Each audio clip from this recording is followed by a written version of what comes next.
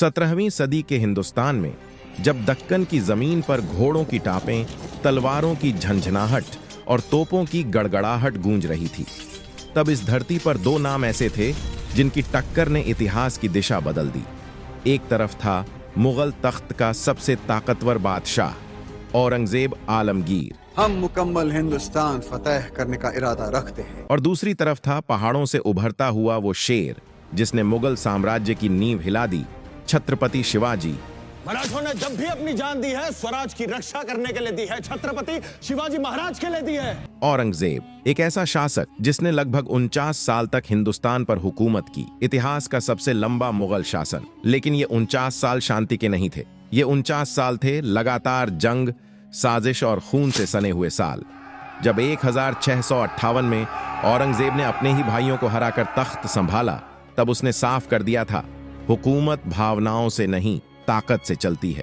उसने शाही ठाट बाट छोड़ा, सादा जिंदगी अपनाई, लेकिन उसकी तलवार कभी म्यान में नहीं रही। उत्तर भारत से लेकर दक्कन तक हर बगावत को कुचल देना ही उसकी पॉलिसी थी।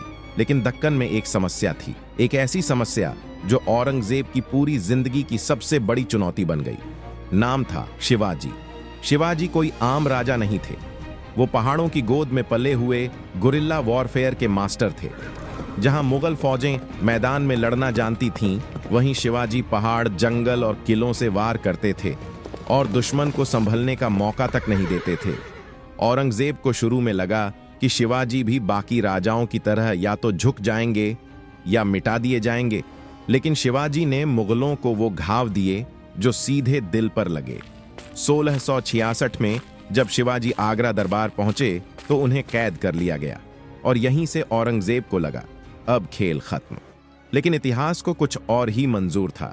शिवाजी का वो फिल्मी अंदाज में किया गया एस्केप, टोकरियों में छुपकर आगरा से भाग जाना, मुगल सल्तनत के लिए एक खुली चुनौती बन गया।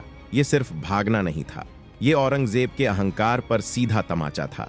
इसके बाद दक्कन औरंगजेब के लिए एक दलदल बन गया। वो खुद दिल्ली छोड़कर 26 साल तक दक्कन में डटा रहा। सोचिए, हिंदुस्तान का सबसे ताकतवर बादशाह अपनी जिंदगी का आखिरी हिस्सा सिर्फ एक दुश्मन को काबू करने में लगा देता है। और शिवाजी, वो मराठा स्वराज्य की नींव रख चुके थे, किले, हथियार, नौसेना, सब कुछ हासिल किया।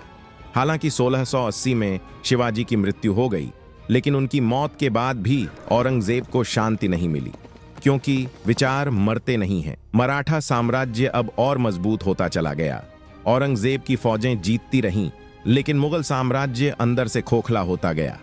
धर्म की सख्ती, जजिया टैक्स, मंदिरों को तोड़ने के आदेश और लगातार युद्धों ने मुगल खजाना खाली कर दिया। जिस साम्राज्य को अकबर ने जोड़ा था, उसे औरंगजेब की नीतियों ने धीरे धीरे तोड़ दिया। 1707 में औरंगजेब की मौत हुई, वो बादशाह जिसने हिंदुस्तान पर सबसे लंबा राज्य किया, लेकिन जाते जाते एक कमजोर साम्राज्य छोड़ गया। तो सवाल यही है, क्या औरंगजेब एक महान प्रशासक था जिसने साम्राज्य को उसकी सबसे बड़ी हद तक पहुंचाया, या फिर वो एक ऐसा शासक था जिसकी जिद और कट्टरता ने मुगल साम्राज्य की कब्र खोद दी? और क्या शिवाजी सिर्फ एक राजा थे, या फिर वो उस विचार की शुरुआत थे जिसने मुगल ताकत को पहली बार खुली चुनौती दी? इतिहास आज भी इन सवालों के जवाब ढूंढ रहा है। अगर आपको ये वीडियो अच्छा लगा हो तो इस चैनल को सब्सक्राइब करें।